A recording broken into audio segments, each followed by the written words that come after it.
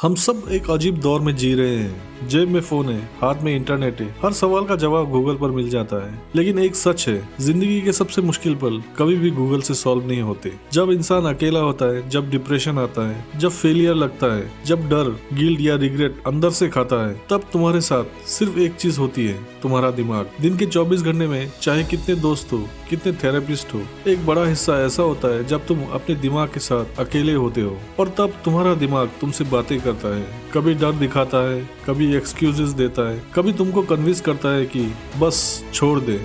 यहीं पर गेम शुरू होता है। अगर तुम अपने दिमाग को कंट्रोल नहीं करते तो दिमाग तुम्हें कंट्रोल करने लगता है।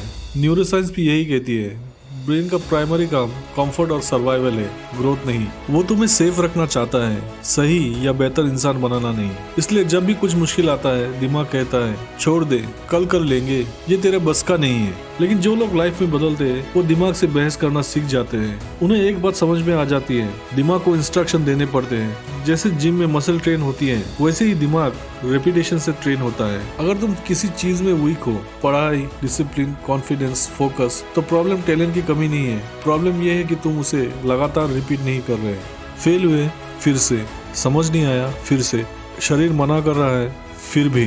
क्योंकि प्रोग्रेस कंफर्ट से नहीं, रिपीट करने की जिद से आती है। साइंस में इसे कहते हैं न्यूरोप्लास्टिसिटी। दिमाग वही बन जाता है जो तुम उससे बार बार करवाते हो। शुरुआत में दिमाग रेसिस्ट करेगा, लेकिन जब उसे दिखता है कि ये इंसान रुक नहीं रहा, तो दिमाग एडप्ट करने लगता है। यहीं पर एक पावरफुल कॉन्सेप्ट आता है, नो वे आउट। जब तुम खुद को एस्केप ऑप्शन देते हो, दिमाग उसी रास्ते में भागने लगता है। लेकिन जब तुम इंटरनली डिसाइड कर लेते हो, ये अब मेरी रियलिटी है, तो दिमाग कहता है ठीक है, अब इसी में सरवाइव करना है। इसे कहते हैं न्यू नॉर्मल बनना। जो लोग हार्डशिप में ग्रो करते हैं, वो प्लान को रोज की रूटीन बना लेते हैं। जैसे जॉब पर जाना नॉर्मल है, वैसे ही स्ट्रगल नॉर्मल बन जाता है। जब पेन नॉर्मल बनता है, तो माइंड टफ हो जाता है।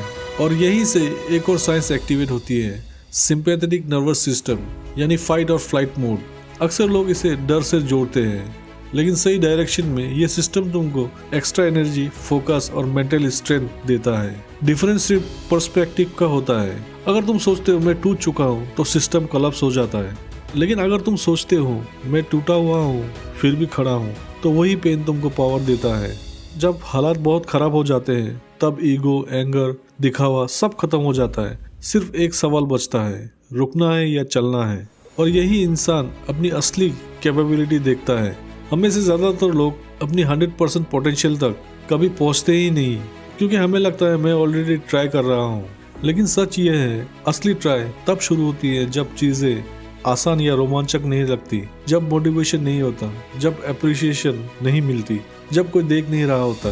तभी पता चलता है तुम असल में कौन हो।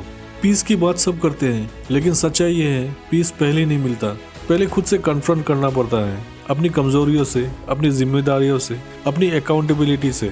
और अकाउंटेबिलिटी पेनफुल होती है। हर दिन खुद से पूछना, आज मैंने अपने फ्यूचर के लिए क्या किया, ये आसान नहीं है। लेकिन यही पेन इवेंचुअली पीस में बदलता है। जब तुम खुद पर भरोसा करने लगते हो कि मैं मुश्किल में भी खड़ा रह सकता हूँ, तब बाहर की दुनिया तुमको हिला नहीं पाती। और यही असली पावर है, ना फोन से, ना मोटिवेशनल वीडियो से, ना शॉर्टकट से, बल्कि उस दिमाग से जिसे तुमने डिसिप्लिन सिखाया है।